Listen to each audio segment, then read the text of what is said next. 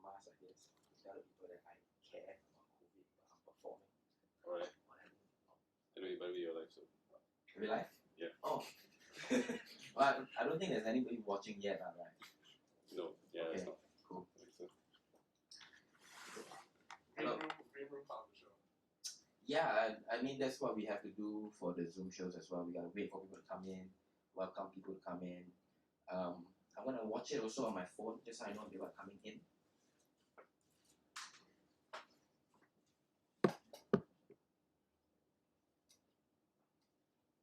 Oh my, I see myself. It's kind of weird. Hey guys.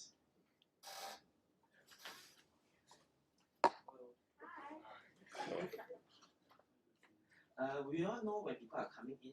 You can see the stream, how many viewers are there, right? On your YouTube. Okay. Currently there's 1, 3. or 3. Nice. Hello, the 3 of you watching this. Thank you for watching this online. We are streaming from Tonehouse Studios. My name is Jackie. This is a stand-up comedy open mic. And this is slightly different from the regular Zoom format that we do. On Zoom, it's like you're doing a conference, but the person you're doing a conference with is trying to be funny.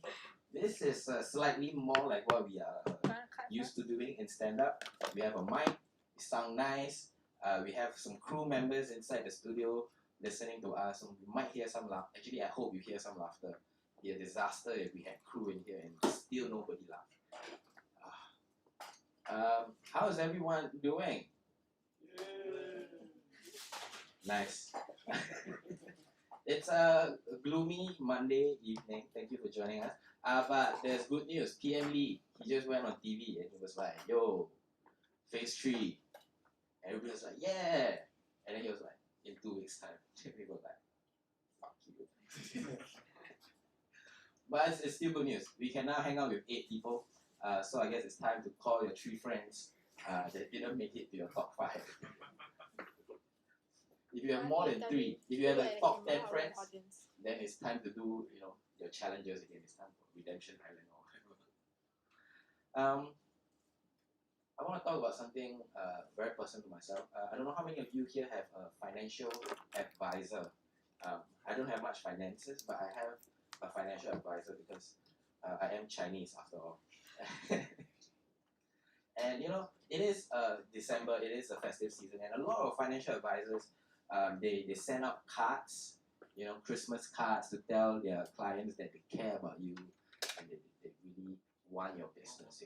My financial advisor went one step further, right? He got me a gift. He got me a personalized gift. I would like to show everybody on the stream very quickly what that gift is. It's a porn DVD.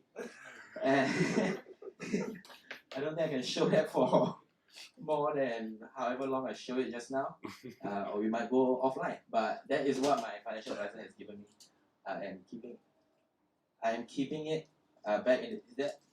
Actually, somebody gave it to him, and he was done with it, and then he passed it to me.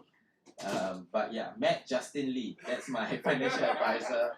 If you need some financial advice, insurance, critical illness plans, message Matt Justin Lee, and he will give you a personalized, very custom service when it comes to financial advice. There's somebody looking at me from the side. You cannot tell on the camera. Can you just, if you're watching this online, just comment something. I've been looking at the wrong camera this whole time. But if you're watching this online, just comment something, and just so I don't feel so awkward about it. We have 5 people in the room, and none of them are typing anything. Are they 5 people, or are they 5 bots? Who knows? I think I should also tell you guys about something that happened to me during the circuit breaker. During the pandemic. During the pandemic, one of my uncle passed away. Not because of COVID, it's just because of old age, and Chinese people, we cannot let go when our relatives die. So my auntie has been complaining a lot since my uncle passed away. My auntie is like, "Well, I tell you, your uncle, I don't come home. Died so long already, don't come home. He's dead." That's so long already, don't come home. I tell you, then give us wrong number, then we buy 40, then we lose. Angry. And then one day, about a week after my uncle passed away, my godma told me that she said, "Hey Jackie, you know, this afternoon, right, when I was watching TV, my eyes very blurry. Very blurry. Then I went to take a nap. Then during my nap, right, I met a man. A man came to me, and the man said, 'Come with me.' So I followed the man, and then the man brought me to the hospital where I saw your uncle lying in bed. He was very sick, right? And his legs were not working. And the man said to my godmama, the man said, 'You see, you always complain that uncle never come home. How he come home? You know, you brought him to the hospital for chemotherapy. You know his leg got no strength. How he come home if his leg no strength?' Right? And my godma woke up. And she was like, 'Oh my God, yeah. Uncle wants to come home, but his leg got no strength. What should I do? I should get him some crutches.' She decided she will buy some crutches from the paper shop, custom make the crutches, burn the crutches, so that my uncle in hell can get those crutches and limp back to say hi to us one last time." And I was like, "Godma, if you want to burn something, if you're going to customize something to burn, why don't you burn like a wheelchair? Wouldn't that make my uncle's life easier?" She was like, "Oh yeah, good idea."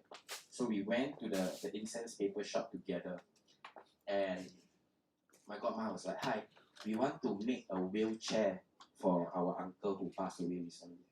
And then the guy at the paper shop said this, "Hey, I tell you, this kind of thing cannot anyhow burn one. You burn the wheelchair, then you never burn meat. Who pushed the wheelchair?" And then my godma was like, okay. 12 years ago, my mother-in-law passed away. And when she passed away, we bought a big mansion, massive mansion. Inside got a lot of maids. And the idea is we buy that house then when we all die, we can move in. Right? So can't one of the maid push the wheelchair? And the guy said this. The guy said, you buy that house 12 years ago, right? The maid at that time is how old? Now how old already? Are they still working under the same contract? Like, why the fuck are you being so logical about this illogical thing? Just make the thing that we want and we're gonna burn it, right? Cannot anyhow burn one. And so we got him like some walking frame made of paper, and that was $60, which by the way is twice as expensive as an actual walking frame. The $60 was literally like my godma literally paid $60 to pollute the earth. Okay, so I'm gonna start selling incense paper if after phase 3 and we don't get to do live shows. I was also talking about how it's hard to let go, and the way my godma has been dealing with the grief is she would be sad every time she thinks a 4D number that my uncle gave her didn't come out, right? There was one day I went to her house for dinner and she was like, "Jackie, I'm very sad." I'm like, "Oh no, what happened? What's wrong?" She was like, "I tell you, Jackie, 2 days ago we go and put your uncle's ashes in the temple." I'm like, the ashes is the unit number is 0605. I'm like, what's wrong with that? It's like, today 4D come out 0605. Did I say 0605 just? Oh, 0607. It didn't come out, is my point. This is why we do the open mic. To build the muscle memory of these jokes we're trying to tell. Okay? So she was like, "It came out 0607. I'm like, "Okay." And she's like, "It's so sad. The whole market is crying." I'm like, "The whole market? What do you mean the whole market? Does the whole market know my uncle's ashes unit number in the temple?" She was like, "Yeah, the whole market called me when your uncle passed away to offer their condolences and ask for lucky number, so I give them all." So yeah, the whole of Chinatown market, if you're watching this, I guess I should apologize on behalf of my uncle. Wow. The things that are happening in the studio, watching at home, you have no idea what's going on in this studio. It's all legal, it's just you never think you would see it in this studio. What else has been happening? Any questions? Has anybody said anything in this chat? Oh, Tiffany Chan says, "Woohoo, Jackie!" With no exclamation mark. It's more like "Woohoo, Jackie." Thank you, Tiffany. What time is it?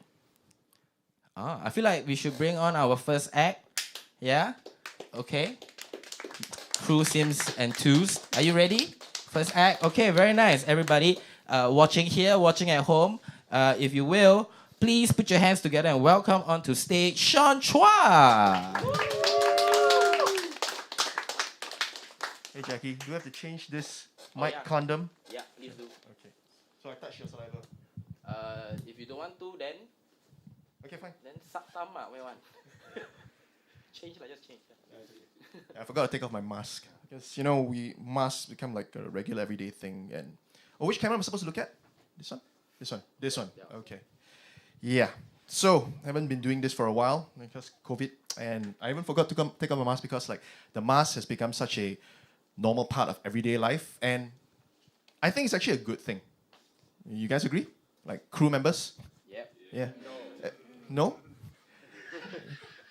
I think it's good. I mean, it keeps us safe, and especially after the CB period when I stepped out my door for the first time and I saw people for the first time in real life, I realized that everyone just suddenly looks better. Everyone just looks 50% better, the whole population, right? And then, what I'm saying is that the mask protects you and it also gives you hope. Hope that if you're not good looking, the mask covers the ugly half of your face. Yeah, you hope that it covers the ugly half of your face, not, the other way around. But then there are also some people I've seen who wear the mask, and sadly, no difference. So I don't know about those people. But, we're doing the show online, which is also a new thing for this year, because a lot of things are going online. And one of the good things, I think, though, is if you're getting married, this is the best year to do it. In fact, I just read today, there are how many percent? 10 times more weddings happening this year than in the past few years. And those guys who are getting married, those are the smart people. Because this is the best time to make a profit. Make a commitment. Yeah. Because everyone wants their wedding to be a small, intimate affair, right? But you always end up with a bloated wedding with 500 people and relatives you've never seen before, or like that nanny, who changed your diaper when you're 2 years old. She comes there, your mom's like, "Hey, remember this auntie changed your diaper when you're 2 years old?" I'm like, "No, I don't." Because when people change my diapers at 2 years old, I like to repress those memories. So yeah, now you don't have to invite these people, okay? Because, weddings are only limited to 100 people. And it's not your fault. Just blame Mr. Lee. Just say that, hey, cannot. Government say cannot. All right, so you don't have to have those people there, but they can still join in the wedding online, on Zoom. All right, so you have your friends there, and the ones you don't want, join on Zoom, and you can still ask them to give the ang pao on PayLah. So that works. It's a great time to get married. We'll work on that joke, I guess. Like I said, I haven't been doing this in a long time. Some of these things that I wrote down, happened such a long time ago, I don't even know if they're still relevant. There was this article, controversial article, I'm sure a lot of people, especially people who come here, would know. Like the article that says that artists are the number one non-essential worker. All right? So the thing is that, let me see what did I write here. Artists are the number one non-essential worker. Telemarketers were number two. All right, and they had this article and the graphics that came out. There was a cute little graphic accompanying it. And, it's a graphic. So someone must have been drawing it. All right, and imagine the artist who was drawing it. He's like, okay, I can see why telemarketers are also considered non-essential. They just call you up every day, ask you, hey, you want to buy something? Or, hey, I got a question for you. What do you think about this and that? I think they're non-essential. Yeah, number two, that sounds fine. Number one, and then he's drawing it, artist. Wait a minute. If I'm not here, who's going to do this? The telemarketer? And then and he was smart, he would put the telemarketer at number 1. Because, ask yourself this, how did he get the results of those survey? It was a circuit breaker. No one's talking face to face. So they were probably calling you on the phone and asking you this. So what? The surveyors were the telemarketers, asking you the questions of who's the least essential. They're number 1. Okay, yeah, I'm going to rewrite that as well. Yeah. It sounded so good in my head, man. And like you say, that's why we work out our muscle memory. Yeah. Anyway, well, I'm going to talk about our government now. And how efficient they are, which they really are, okay? Because at the height of the pandemic, the dorms were all getting infected like badly. And they came up with this. They came up with a team called the Assurance, Care and Engagement Group, or ACE, okay, ACE groups, to deal with the pandemic, okay, for the dormitories. And this ACE group, if they find a cluster, they will deploy a FAST team, which is a Forward Assurance Support Team. So they have the ACE group, which will deploy the FAST team, okay, to deal with any spread in the dormitories, okay. And I'm really impressed with our government because even during a pandemic, they still have a guy, an essential worker, whose job is to come up with cool acronyms for all these people. It's like, we want to deploy a team, we got to make it sound cool, man. People won't get it. What was next? Oh. Yeah, so masks, keep ourselves safe. The other great thing is hand sanitizers. Okay, I'm not sure if anyone still sanitizes their hands. I know I've been forgetting to do that most of the time. But in case you don't know, you need to have a sanitizer that is at least 60% alcohol to be effective. Okay, which is great. But that only keeps your outside clean. I've always been wondering, how do you keep your inside clean? Which is why I drink whiskey every day. But I know what you're thinking. 1 shot of whiskey is only like 40% alcohol. So I drink at least 2 shots because that makes it 80%. Wow, man. And if you laughed at that, then you are the smart ones. Yeah. The people who laughed at the first line, okay, they're not so smart. How many people watching? Not many, right? 5, okay. So, these days, right, I just went back to the bar recently, the bar that I used to go to. The other day, I was with my friend, and we saw like this group of girls walk in. And my friend was like, hey, go talk to them. It's been a long time, right? Go talk to them. Go talk to them. And I'm like, no, cannot. They said, why, you scared? You scared? I'm like, no, I'm not scared. But look, there's 5 of them. If I go over, that's 6. I'll get arrested. So he's like, okay, fine. Technicality. The next day, 2 girls came in. And then he's like, no, 2 only, 2. Go. So I'm like, go, you sure? Go. So I walked over there, and the manager said, excuse me, no intermingling. So, COVID is not just bad for our health, it's also bad for my sex life. Yeah. Okay, I'll tell you what. I'm going to end off with one more. And let's hope this one works. So, this was an article I read during the CB period because I had nothing to do. Most of the time it's just online, and I read this article. And I kid you not, this is the headline. You can go and Google this headline, okay? Not now, but later. All right? This is the headline. It said, the headline, maid who hid $5,002 stolen from... maid who hid $5,002 stolen from employer in her vagina, jailed. One more time. She stole $5,002 and she hid it in her vagina. And now she's in jail, okay? So she did get caught. And that raises so many questions. Like, how did they find the money? You know your money is missing. You check your drawer, it's not there. You check your maid's room, it's not in the clothes, it's not in her underwear drawer, all right?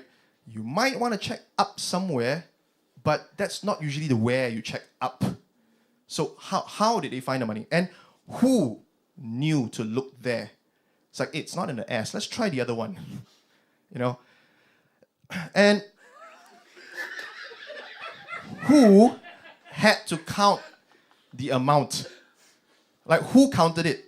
Did you count it and go like, okay, there's 2,000 there. I think that's about, oh, no, wait, there's 2,000 more. She hit $4,000. And later, it's like, no, wait, there's another 1,000 in there. Wow, I think we got it all. Hang on.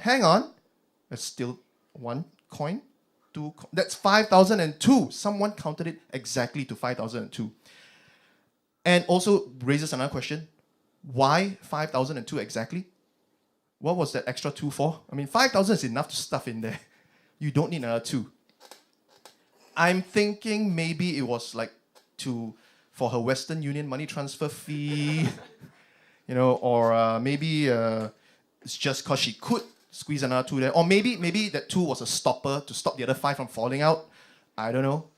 But can you imagine if she actually went to Western Union and then she wanted to transfer the money home, and she would say to the guy, yeah, here's $5,000 and 2 for the transfer fee. And the guy looks at it, it's like, is this all your money? Then she'd be like, yeah, it's my money. And he's like, nah, I don't believe you. I smell something fishy. You can laugh at that. That was my last joke. All right, thank you guys. Yay. One more time for Sean, everybody. Sean is blaming COVID for his sex life. Have you ever wondered, Sean, that it could be because you spend your time counting how much money you can fit in a vagina that's affecting your sex life? He was also talking about the government, right? About how efficient it is. Like, one thing about the government that I am struggling to understand during this pandemic is they've been making all these new websites, like for your token, for your mask. Like, if you don't know where to go and get your token, what website do you go to? tokengowhere.com. Yeah. Tokengowhere. If you don't know where to collect your mask, where do you go? maskgowhere.com. This whole time, the government is like, don't speak Singlish. Singlish is not good. Then the moment they need to talk to us, they put up, if you need a job, like now, we all want job. Where do you go to find a job? Jobsgohere.com. That is the fucking website they made.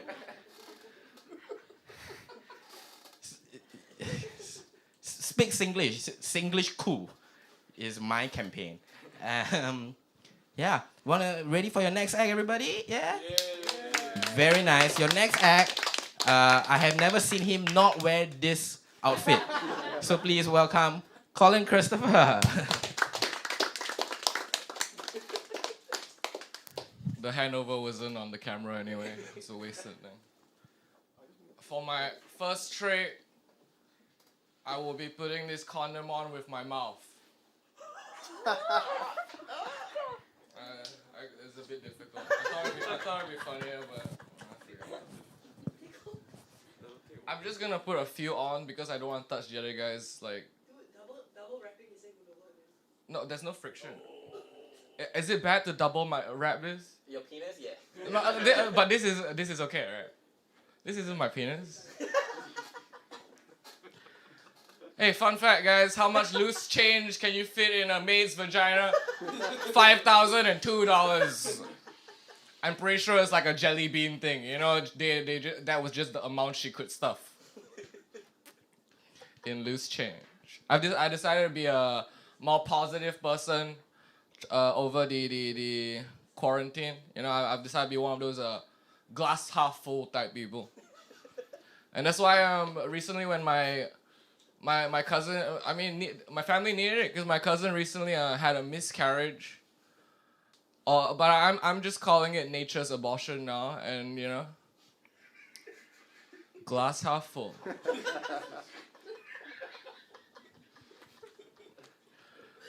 It's really driven my family together.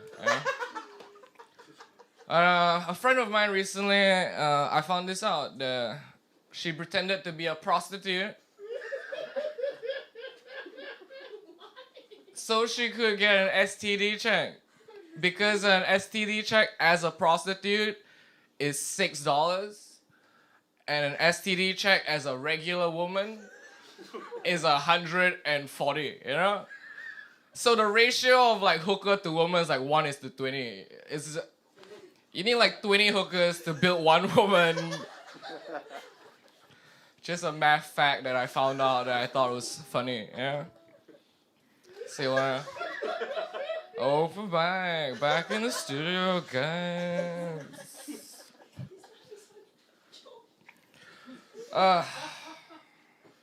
Let's see. There's no nice way to refer to your anus. It's just one sentence I have in my notes. I think we can all agree that people don't like racism, right? Racism is bad. But I think stereotypes are okay, because racism is bad because racism does not work because you can't judge the many on the actions of one, right? But stereotypes work because you can judge the many on the actions of many, Like I go out and see 1,000 people from China spitting on the street, I'm like, maybe I'm missing out or something, There's more stuff about math, but I'm not gonna lead into that. It's too long. I have a 5-year-old nephew. One made it out from the nature's abortion. But, boom, defied all odds, little boy. But my 5-year-old nephew he's starting to bug me. He likes to come in my room a lot and yell shit. But his mom is telling me get along with him, and I can learn a lot from him, because she keeps saying that there's a lot of wisdom in children, I said, oh, so wise, there's a lot of wisdom in children, and I agree, I think there's a lot of wisdom in children, that's probably why they keep getting molested, it's all that wisdom, they're trying to find that wisdom deep in that child, I need a little bit more wisdom for God, that's what the priest said. I haven't gone deep enough. Oh. I don't know why I keep digging myself further into a hole. I could have totally ended it earlier than that. But I saw an article the other day. It said it was 15 embarrassing pictures of a gymnast. And in the picture it was just like a little girl doing gymnastics. I'm like, how is that an embarrassing photo of her? I think it was because of her camel toe. But I don't think that's embarrassing, because it would have been more embarrassing if they showed the outline of a penis instead. But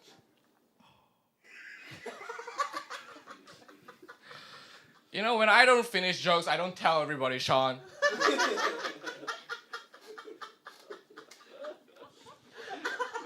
A friend of mine went to a blowjob class during the quarantine.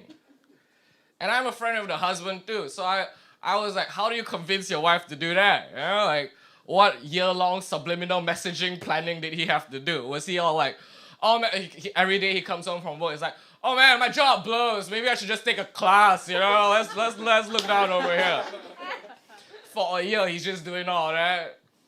Hey, look at these classes. There's a blow drying class.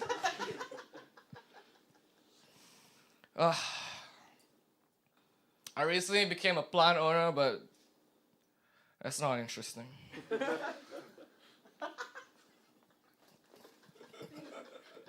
That was an actual punchline I gave up on, by the way.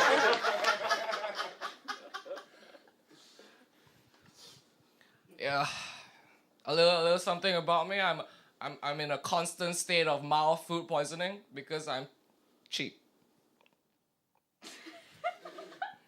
I need to get the explanation correct. Okay. Well, I'm done with the new stuff. Let's go back to the old. I recently went to a Muslim girl's house and I started fisting her. He said, what the fuck? I said, I thought it was fisting month. And he said, it's fasting month, you idiot. You see why I had to write new jokes.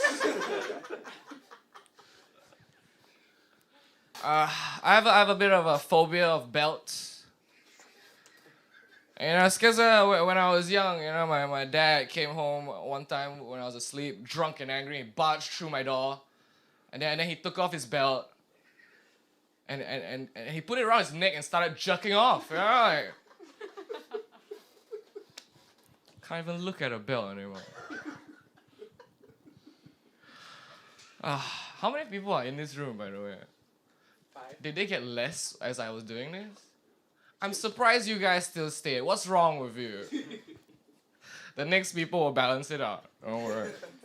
Call your family members to come in the same room, you 5 people, and then share it to your friends. We still have 30 minutes of show left.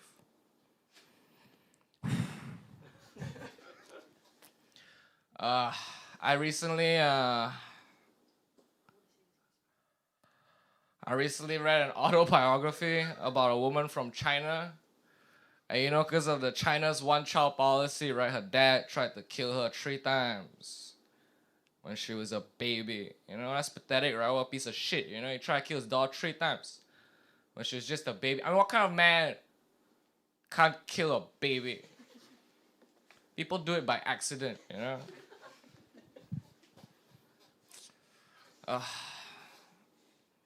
Have babies gone out of style in the past 8 months?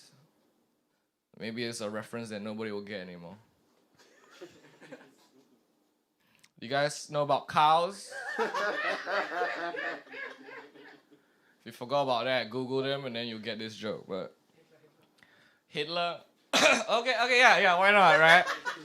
You know what? Somebody yelled out Hitler, so I'm doing that instead of cows.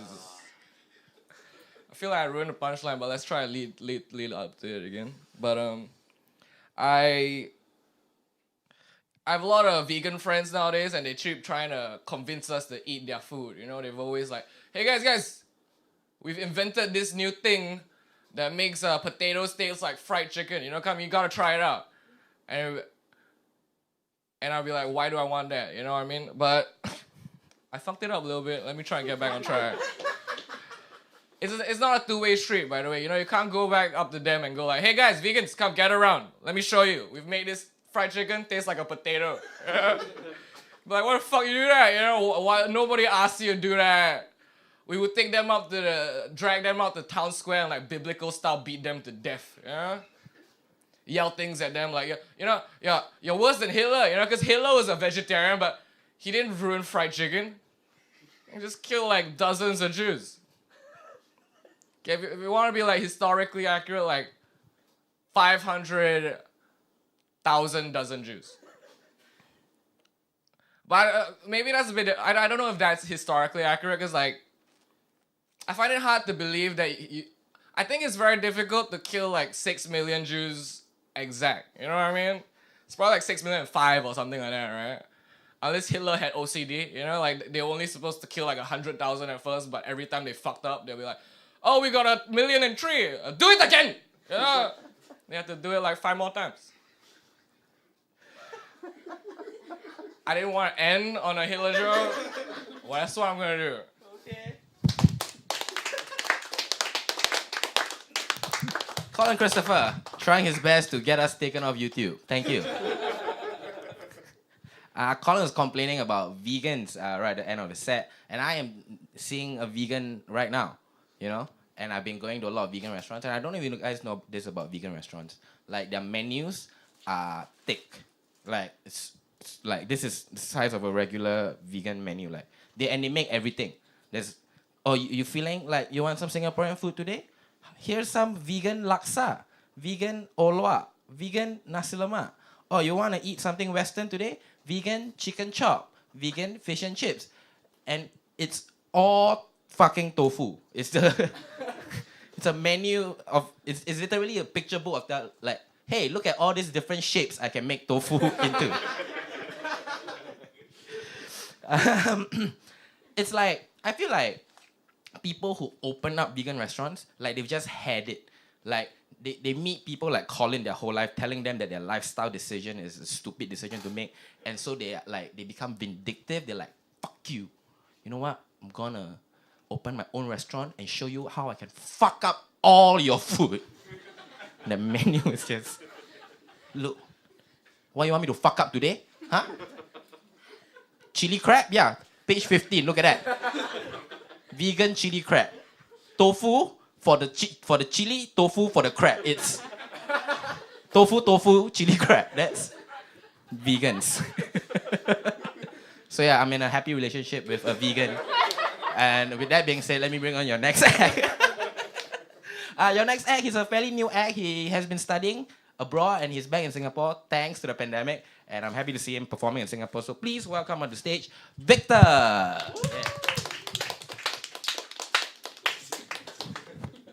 I don't have my calm down, so is that okay? Wait. You wanna give him Wait, here, catch. Oh no. Oh, I didn't fly hard. oh, Oh no. The whole world can. This is on internet, so it's gonna be forever now. Okay, I said Mike Condom on the net. That's great. Okay, hi, I'm Victor. So yeah, I came back from overseas. Where you don't need to know. So last time when I was on set, I was complaining about I don't have a job, but right now I'm really happy to say that I'm a teacher. Woo! Woo! Yes. So I strive to be like Robbie Williams from Dead Poet Society, in the sense that I'll get fired at the end. I'm kidding. Jobs are like gay rights in Singapore, just really hard to find, so I gotta keep it. I think like jobs are really, really hard to find, especially in the arts industry, because basically the whole industry collapsed, right? And before that, it was already really hard to get a job. I had a friend who graduated doing the arts. As an artist, he struggled and struggled. He tried, and one day, he just gave up. He ended up on the street asking people for money. He's an insurance agent. I'm so sorry. I just phrased that so badly. I'm so sorry, guys. So let me look at my notes. Yes. So in Singapore, gay rights is quite weird because we aren't like really hated like Hitler, but we also aren't really loved like Hitler in Nazi Germany. So we're in this like weird middle, like, oh, are we gonna get killed or not? I don't know. I think I got some white people to watch the video. So one out of 5 are probably white. Maybe. So I just gotta explain what 377A basically decriminalizes homosexuality. But they said that they're never gonna implement it. So it's like playing BDSM with like the government. Like you will not die, but you also will not know. So it's like, I don't know what's happening. And I don't know what to say to them. Do you want to handcuff me and throw me in your sex dungeon? I don't know. Sorry, did I say sex dungeon? I meant Changi prison. Do you want to handcuff me and throw me into Changi prison? Yeah. And just like all BDSM acts, there are boundaries and safe word, and my safe word is repeal. Just repeal that shit. Yeah. Thank you. Thank you. I just want to put it out there that I love the government so much. I love it. I wholly believe in social studies. I was really surprised when things happen, you know. I was like, when brown facing happened, like, wait, what? What do you mean it is not racially harmonious? What do you mean the people who identified the problem are not the same people who created the problem? What do you mean? You know, and I also hardly believe that Singapore is exactly the same like 15th century Italian city Venice. That's no difference at all. I believe the government of Singapore education is number 1. Yep.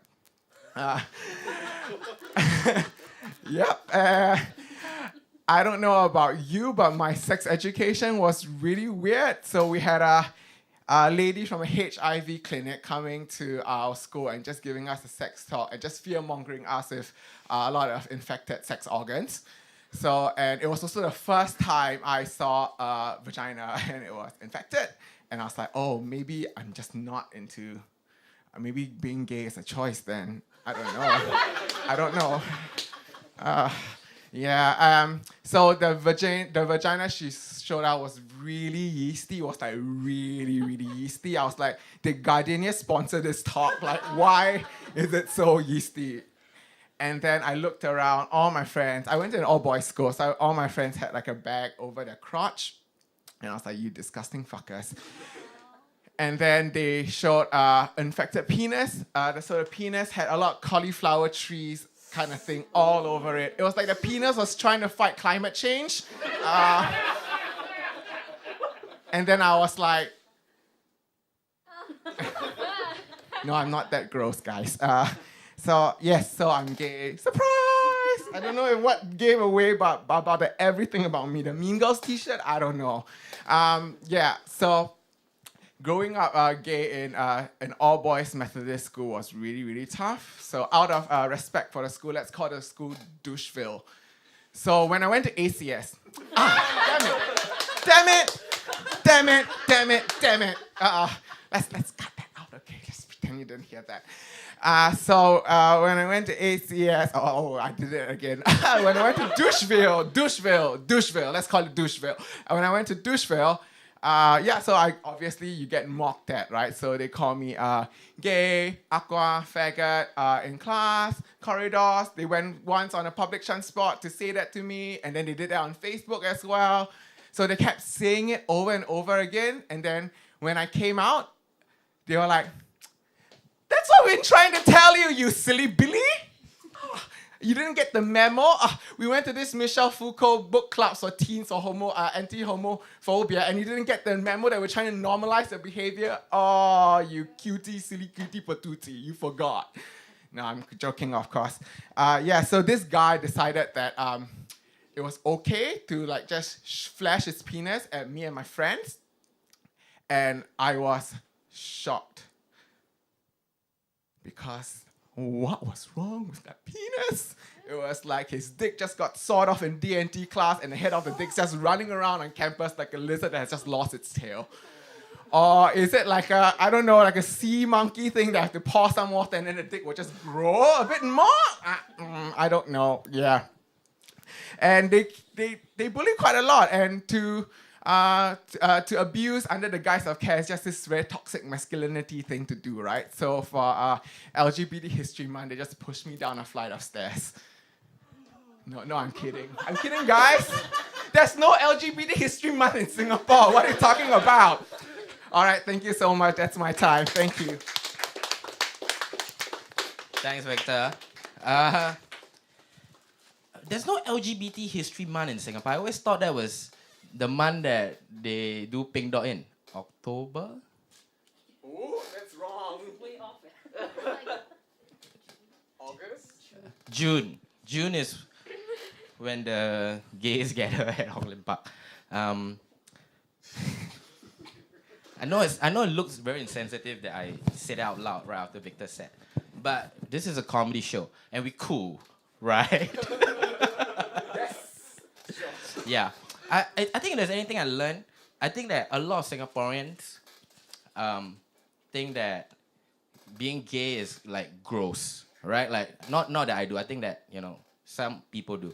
And I think that's a misconception because if you watch Victor's set, Victor wasn't a gross person. He's very neat and clean. It's just that he's very good at describing gross shit. So I can see why they get confused. The way he described the vagina, fuck, I almost turned gay.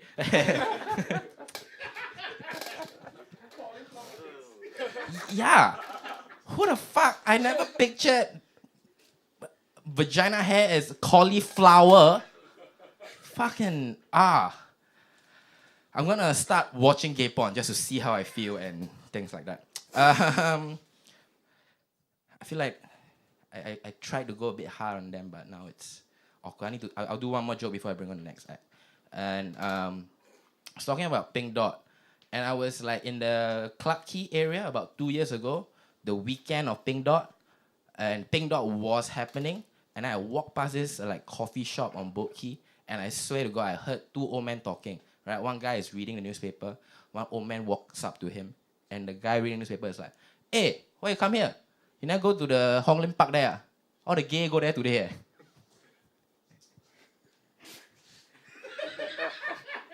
Huh? Why all the gay go there for what? The gay go there for what?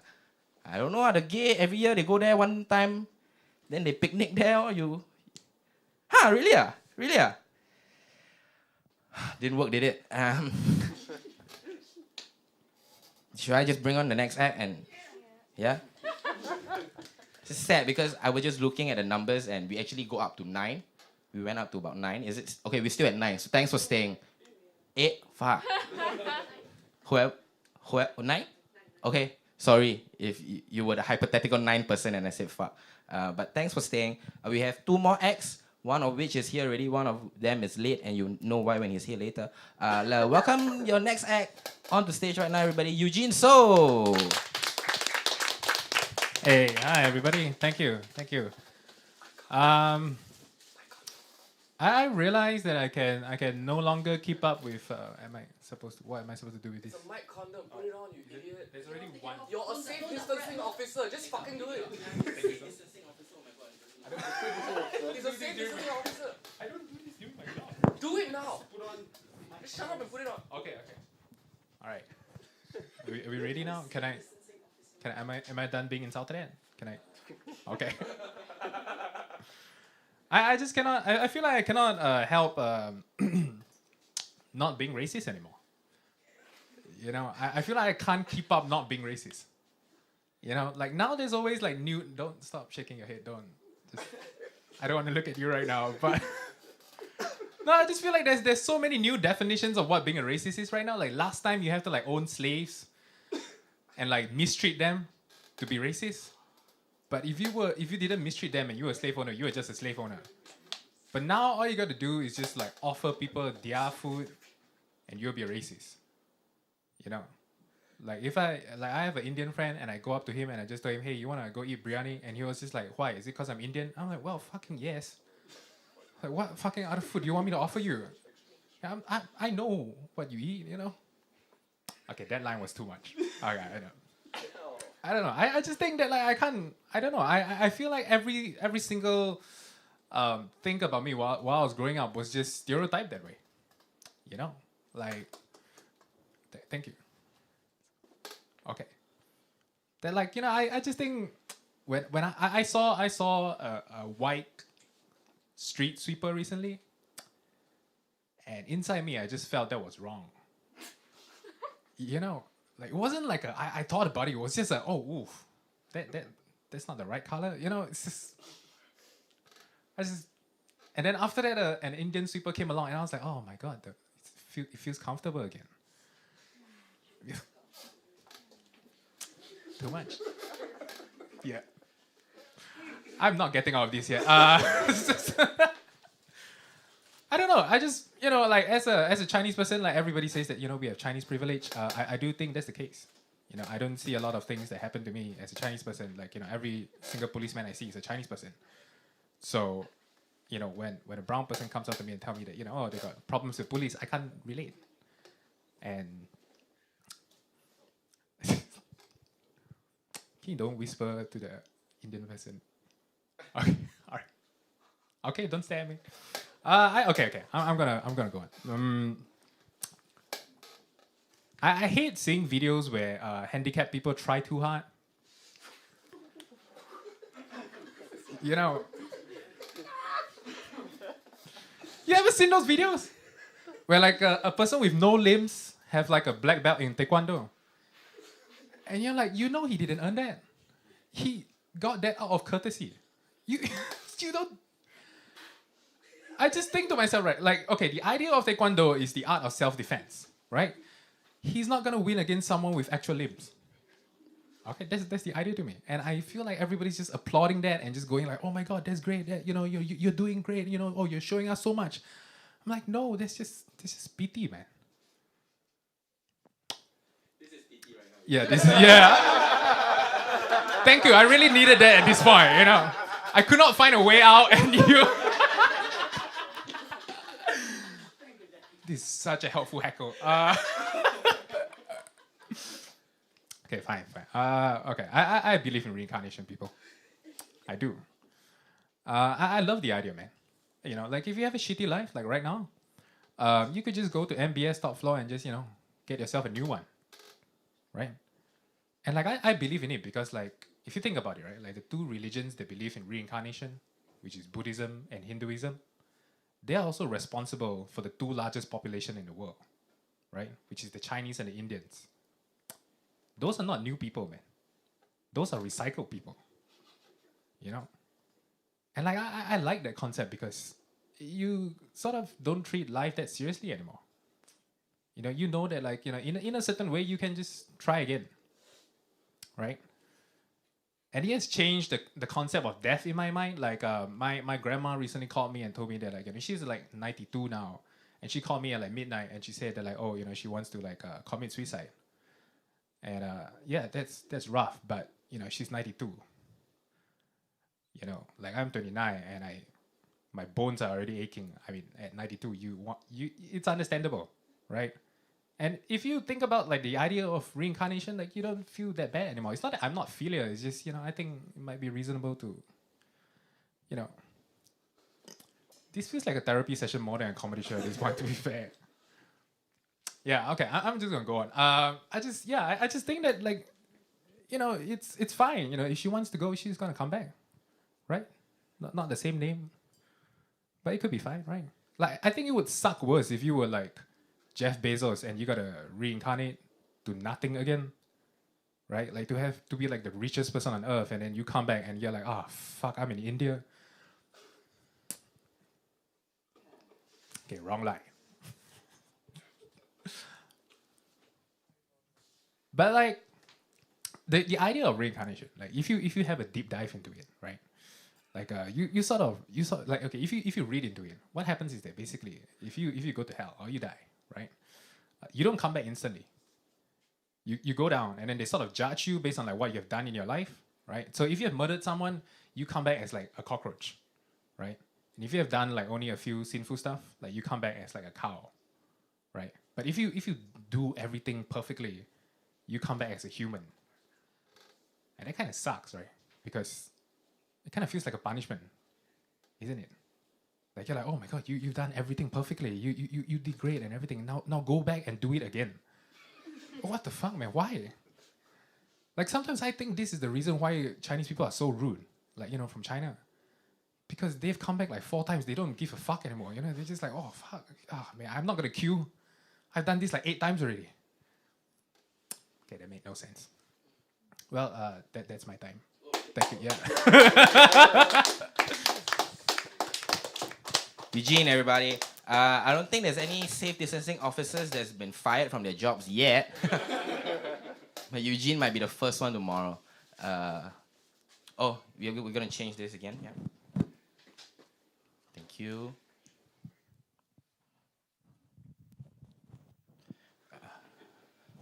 Oh my gosh. So yeah, Eugene.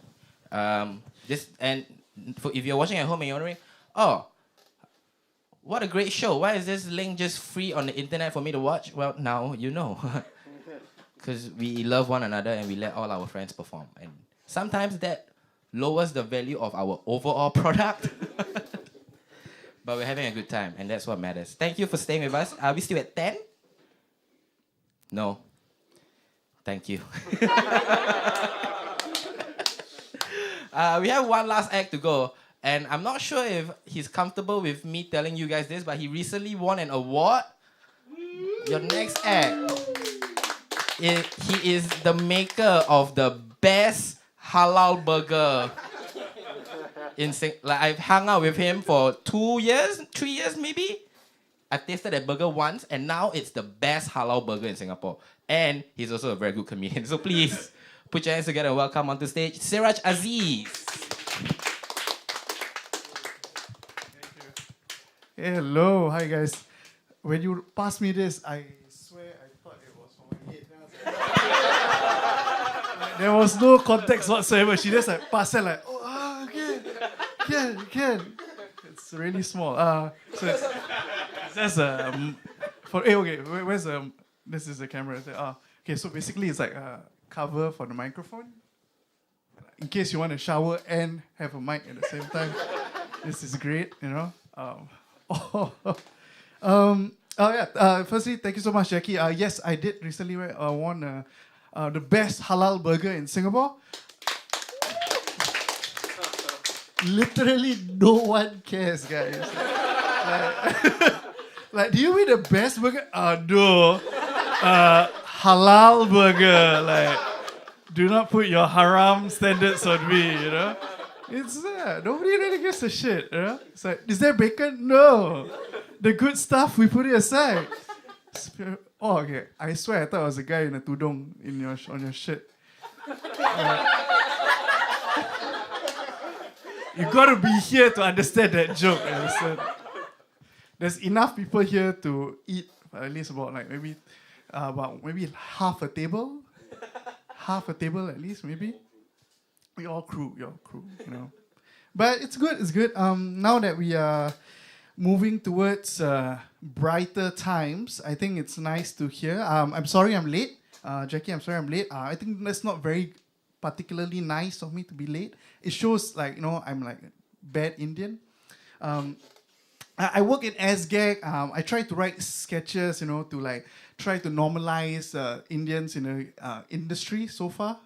Not working out. I'm still the only Indian guy there. But I try, because whenever people ask me like, why do Indians look so bad? I say, we just don't look so bad, It's just that, sometimes we are bad and there are good ones and there are bad ones. I personally am a bad one. Because first things first, I don't speak Tamil. I'm supposed to speak Tamil. But, on the first day of school, my dad was like, just take Malay lah, easier to pass. And I did. And it was easier to pass. So no regrets there. Secondly, I'm a really bad Indian because I don't do IT. Okay, relax. It's okay. Cameraman was like, it's okay. No, the thing is, I'm not smart enough to do IT. It's just that when people see me in the office and they straight away assume like, hey, Suraj, right? Suraj, yeah. I just want to ask you about this computer problem. I'm like, whoa. You're looking for Raj, I'm Siraj. And straight away you see this tsunami of racism come over them and like, oh shit, I'm racist. And I love that. I love seeing that guilt. I do nothing to help them. I just at all, nothing. Why? Why should I do anything? Why should I help Eugene? Why? Asking me out for biryani and shit. I saw that!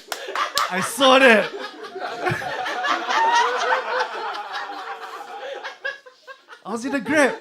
Grab driver laugh. I was not laughing. Yeah. And last but not least, I'm a really bad Indian because I married a Pakistani woman. Yeah. So that's like, marrying the enemy. And then, but she's okay. She's okay. She's still okay. My dad, on the other hand, is an excellent Indian. He married my mom, Indian woman. Good Indian Muslim. Secondly, he's a really good Indian because he speaks English, Malay, Tamil, Hokkien. Excellent. Real salt of the earth. And lastly, my dad is a really good Indian because he's very traditional. He has diabetes, high blood pressure, just very good, like traditional Indian diseases that you must have. So in that sense, man.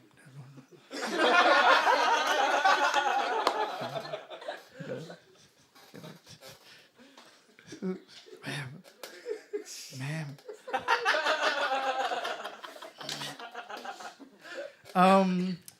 I try to be a good Muslim. I'm an Indian Muslim.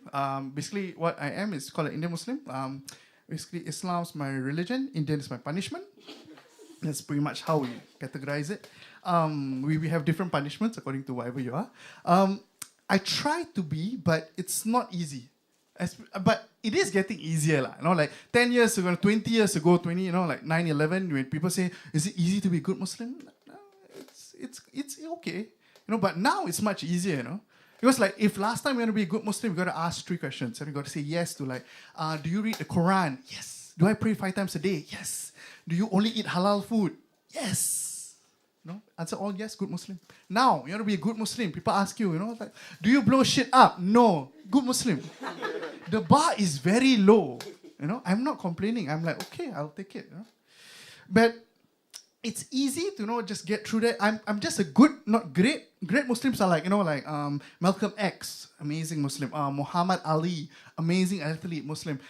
President Barack Obama, all these are amazing Muslims.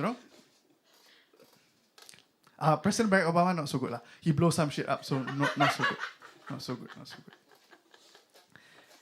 But being a Muslim in Singapore is quite easy. Being a Muslim in America though is a whole different thing. I was there for like internship.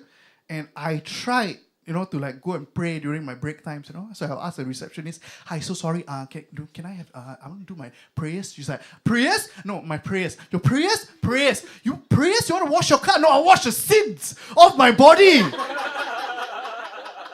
And she was like, I'm so sorry. Suraj, yeah, you just go ahead, straight ahead. On your right, there'll be a storeroom. We can pray over there. And I was like, okay, thank you. So I went straight ahead, and suddenly I went into this room, and I saw there were boxes over there. There was a treadmill over there, and I thought, you know what? storeroom. I started my prayers there. I was like, okay, good, good. Everything's going great. And I was done with my prayers. I went out of the room. Suddenly this person shouts at me like, hey, what you doing in there? I was like, what? What you doing in there? I was like, what? Apparently, I just prayed in a top Hollywood producer's office. Because he had a standing desk, so I didn't understand that, you know? Like, who would have a treadmill in the office? But don't worry, everything turned out okay. It's just that I was thinking, like, what if this Hollywood producer had entered while I was praying? You know? It would have looked like I was the most passive-aggressive terrorist ever. It's like, you bombed my family in Afghanistan. Now I make your office into mosque. Would you like to join me? Please take off your shoes, you know? It'll be like that. All right, let's go to some more topical stuff. So we have finally got news of phase 3.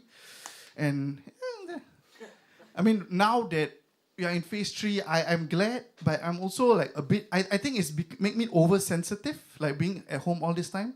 Like when I heard at phase 3, you can eat with 8 people, I was like, yeah, similar to that. I was like, at first I was glad. Then I was like asking myself, why 8? You know, is it because, you know, is this something favoring the Chinese people? I don't understand. You know, what, you know? And then after that, I took a step back, you know, maybe I'm overthinking. And then I remembered that we were always allowed to sit 5 per table. And I'm like, why? That does not make any sense. 4 is good. You know, 2% there, 2% here. Why 5? Is it because 4 is unlucky? Are we being oversensitive? Yes. You know, yes. But I think the worst part for me when I'm watching these press conferences, I really find it damn annoying when the minister just goes to like, all right, and that is the COVID situation for 2020. For now, we'll be entering phase 3. Thank you so much for your cooperation. Now, let me say some words in Mandarin. And I was just hoping that he just say something random. Like, now, let me say a few words in Mandarin. 我喜欢印度人. Minister Chan Chun Sing, please. And nobody will question him, you know. Sorry, Albert, did he say he like Indian people? Can you focus, Siraj? Can you focus, you know? This is a very serious COVID thing. Nobody can, like, second guess him at all. Yeah, but the government is cool. It just makes it so hard to hate the government, you know. You cannot dislike the government in this country because they will do 2 things that are not so nice and then they'll do one thing like free vaccines. Then you're like, damn it! Why are you so good? You know, why are you so good? It's like being abused and then got a BMW. They're like, damn it! The bruises were hidden in the car, I guess. You know? It's so good. But, you know, it's just so hard to overthink that. Like, for example, like, I always think, like, why is it called Little India, but then China gets town, you know? It doesn't make sense, you know? Like, I'm sick and tired of Little India being little. I want India town, you know? I really sincerely want India town.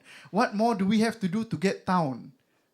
Because let's face it, like whenever I go to Little India and I take the MRT, it's like the worst situation ever. I hate it. Because when I arrive like Little India, Xiao In Tu, I don't know, something in my soul doesn't feel right when I hear that, you know? It feels like when I exit the MRT, I'm going to see like Indian midgets.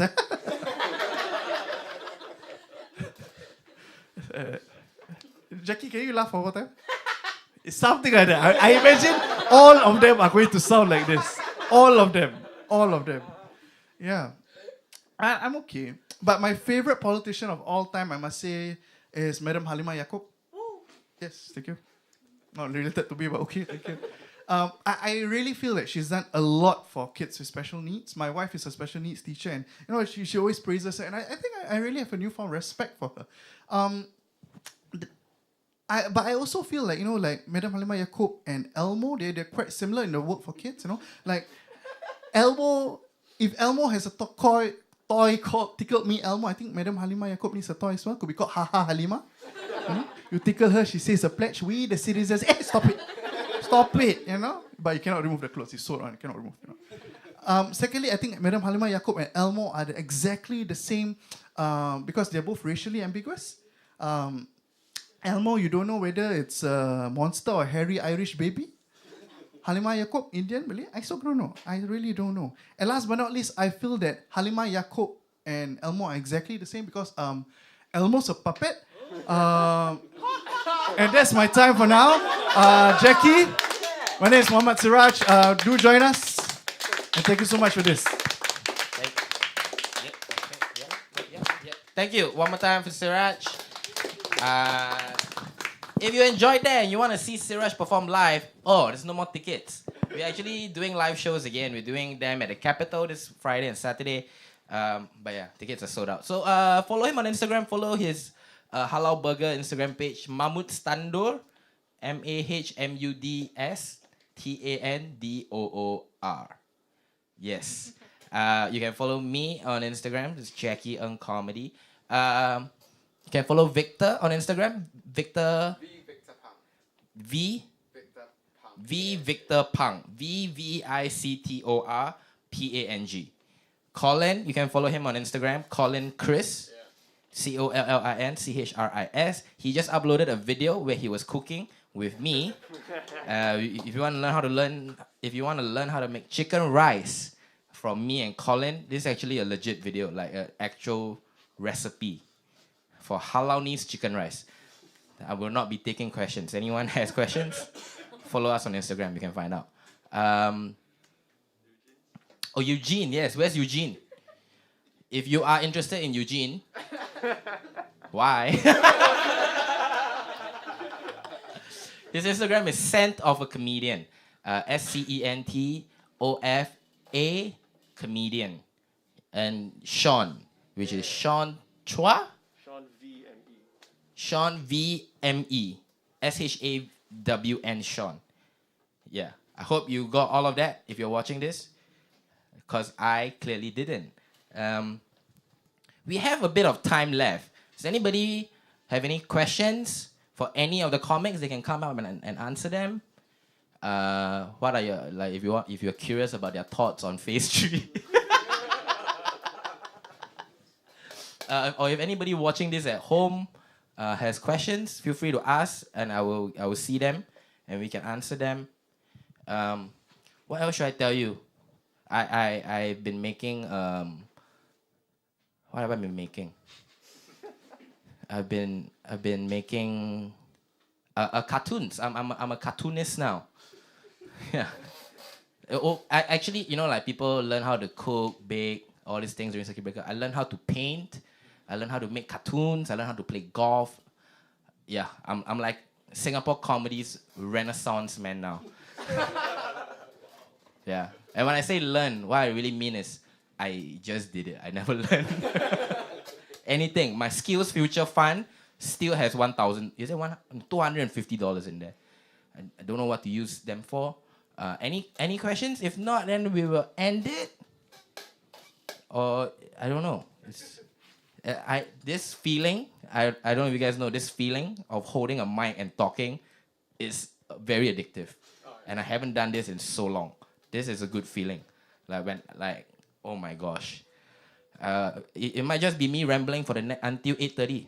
And if you're ready for that, feel free to join us. And I should say that we initially set up this show and we charged $5 for tickets. And 3 people bought the tickets. And so technically I lost $5 organizing this. So if you enjoy yourself and you want to make a donation, you can PayNow me 96328784. If you didn't get that was 96328784. Or you can message me on Instagram or just follow us on Instagram, and that's okay. And that's great. So yeah, we might be doing more of this. We'll see how it goes. I will speak to the people that owns this beautiful studio, and I hope to do it more because I had a really great time tonight. Some people are nodding their head. Some of these crew members are nodding their head, and I think that's a good sign. Nodding, universe, like, it doesn't matter where you go. You could fly to India if you were Eugene and you hate them, but if they nod, you know that they are nodding, right? Yeah, I guess that's it. The music is starting to bleed through. This is like the old Blue Jazz open mic when 8:15, then below people play drums, and then I'm just trying to talk about my cock. That is what was happening, and it's nice to be back. Thank you everyone for coming out. Thank you for the crew members joining us. One more round of applause for our performers. We had Colin, we had Sean, we had Eugene, Victor, and Siraj. My name is Jackie. Thank you all for watching. Good night.